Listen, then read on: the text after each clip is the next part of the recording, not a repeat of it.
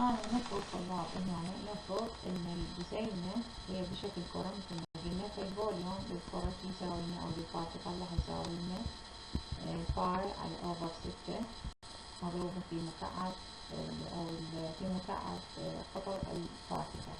كذلك المساحة السطحية راح تساوي لنا أيضا البارتيكل تساوي لنا باي أوفر 4 في مربع قطر البارتيكل. البارتيكل طبعا هنا دي بارتيكل وهيكون الدايمتر لنا بالمتر، لأن الدي بارتيكل هو البارتيكل دايمتر بالمتر.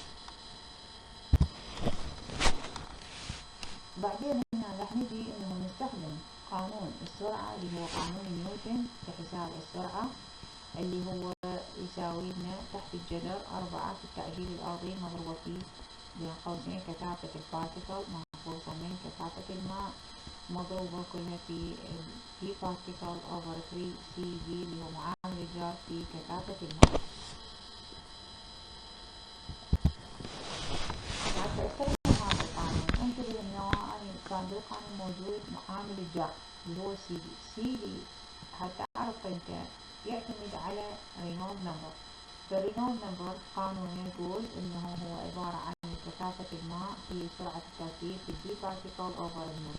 على أساس قيمة رينولد نمبر أنا ممكن إنه أحدد قيمة السي دي اللي هو معامل الجر.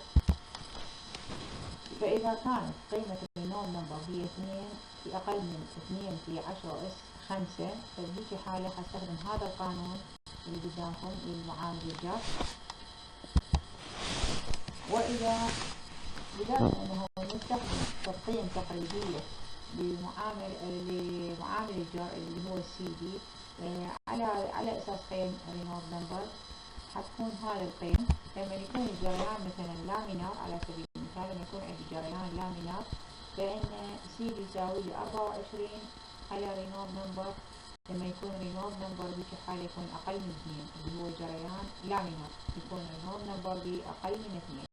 عندما يكون رينولد نمبر ما بين الاثنين وما بين ال 500 فبهيجي حالة الجريان حيكون ترانزيشن. فإذا هذا هو قيمة السي دي راح تكون 18.5 على رينولد نمبر 0.6. ولما يكون turbulent أي يعني رينولد نمبر ما بين ال 500 وما بين 2 في 10 أس 5 فبهيجي حالة حيكون السي دي قيمته 0.44. لما يكون عندي جريان لامينار بهيجي حالة هستخدم قانون ستوك. قانون ستوك اللي يقول إنه سرعة الترسيب تساوي لنا جي في مضروبة في رو بارتيكل ناقصا رو ووتر مضروبة في مربع الدي بارتيكل على 18 مية. لما يكون أنا عندي جريان لامينار قانون سرعة الترسيب ننتبه له، هذا هو نسميه قانون ستوك. لما يكون عندي ترانزيشن حسب القيمة مال رينولد نمبر اللي شفناها قبل شوية، فإذا قانون السرعة راح يكون هذا المقدار أمامكم. هذا شوف الترانزيت for spherical particle and laminar flow is commonly referred to as stock law. مثل ما قلنا بالنسبة لللامينار يعني الشيء المعتاد هو استخدام قانون ستوك حتى 10 سي هذا البارتيكل diameter 50 and 190 مايكرومتر and density حوالي 2650 كيلوغرام بالمتر مكعب. ننتبه هنا أول خطوة هنا في حساب التيرمينال فيلوسيتي. لما يحدد لي نوع الجريان لما ما عندي غير هذه المعلومات، فأول خطوة إنه أنا ألجأ قانون ستوك، أطبق قانون ستوك على الجسيم المعطاة. سرعة قانون السرعة قانون ستوك اللي هو لما يكون إنه أفرض الجريان لامينار طالما هو محدد. فبهيجي حالة حدد هنا أطبق قانون ستوك اللي هو قلنا جي مضروبة في الرو بارتيكل ناقصا الرو ووتر في مربع دي بارتيكل على 18 نيو. المعلومات كلها أمبيان بالنسبة لدرجة الحرارة طبعا تعطى لك هنا. إذا كنت تاخذ المعلومة من مصدر معين فبالمصدر مثلا كتاب مثلا عندنا ستيل موجود في نهاية الكتاب موجود أمام كل درجة حرارية قد مقابلها الفيسكوستي. بالنسبة لك بالامتحان لا احنا نعطيك اياها النيو جاهزة، مجرد انها تنتبه على الوحدات وشلون نطبقها بالقانون.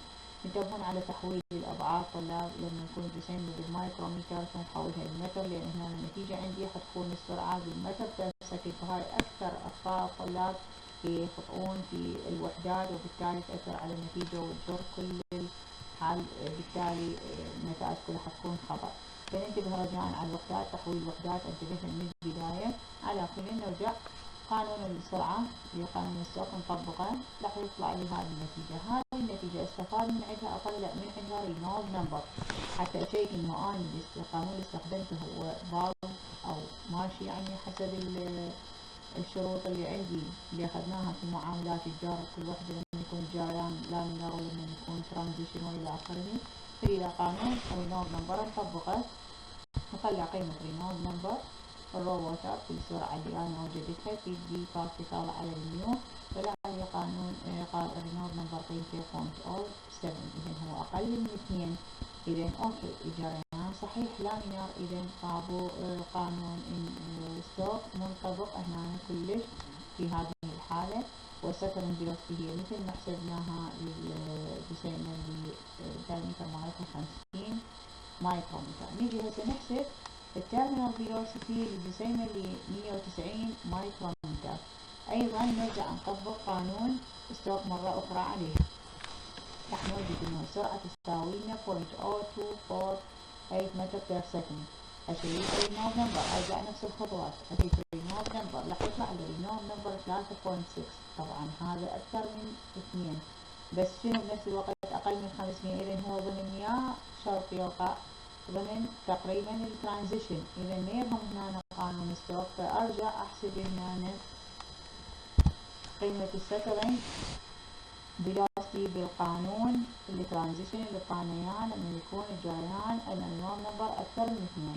أجي أطبقه وأطلع قيمة السكرين فيلوسيتي، ثم أرجع أشيك مرة أخرى هنا رينولد نمبر، راح يطلع لي رينولد نمبر هنا 3. إذا هو أوكي ضمن القانون اللي أنا اختارته، يعني القانون اللي أخذناه اللي هو كان يخص الترانزيشن هو صحيح.